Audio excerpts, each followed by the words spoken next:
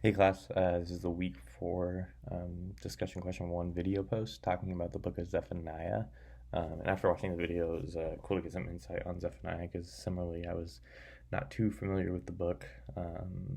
But yeah, some of the key themes or things that stood out to me was just this idea of unity and that God will always call and bring his people together. And even further than that, God has a desire to bring the people who are not yet um, with him or do not yet know him together. And the book of Zephaniah talks about that quite a bit after reading this video and then reading through the book um, on my own. And then the second thing that stood out to me was this idea of pride. And in the video, they were talking about, the in our society today, the people who are oftentimes put on a pedestal, or as they said, they have the followers, or who gets the followers, are oftentimes people who are not humble and lowly, and that's what Zephaniah is calling and reminding the people of God to be, or as a people group that is humble,